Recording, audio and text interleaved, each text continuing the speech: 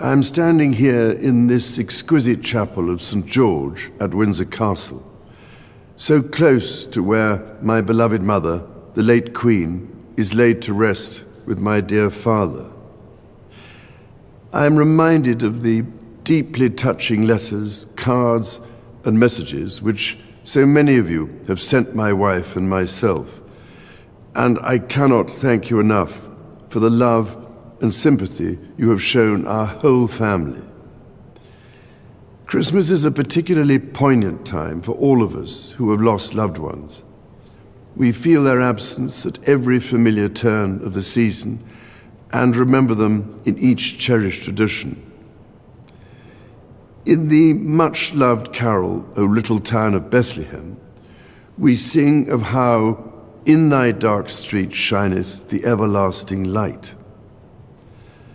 My mother's belief in the power of that light was an essential part of her faith in God, but also her faith in people, and it is one which I share with my whole heart. It is a belief in the extraordinary ability of each person to touch with goodness and compassion the lives of others and to shine a light in the world around them. This is the essence of our community and the very foundation of our society.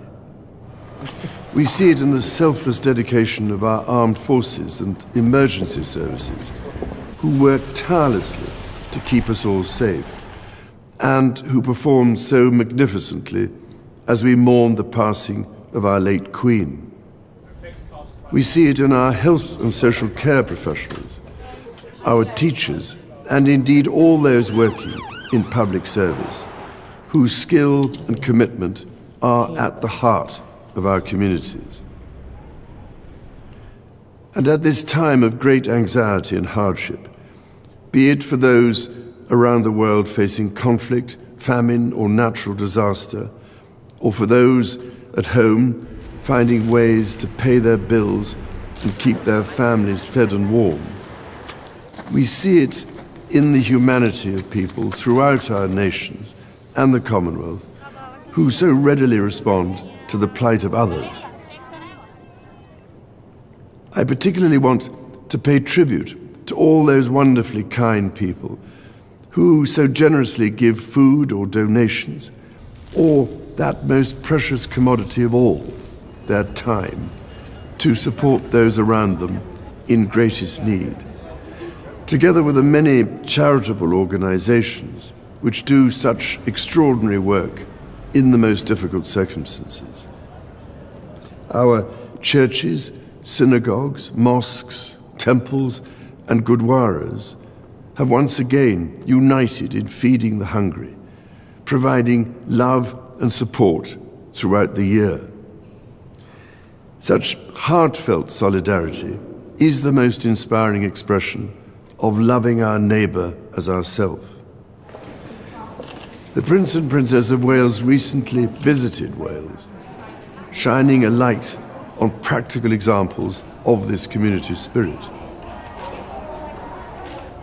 Some years ago, I was able to fulfill a lifelong wish to visit Bethlehem and the Church of the Nativity.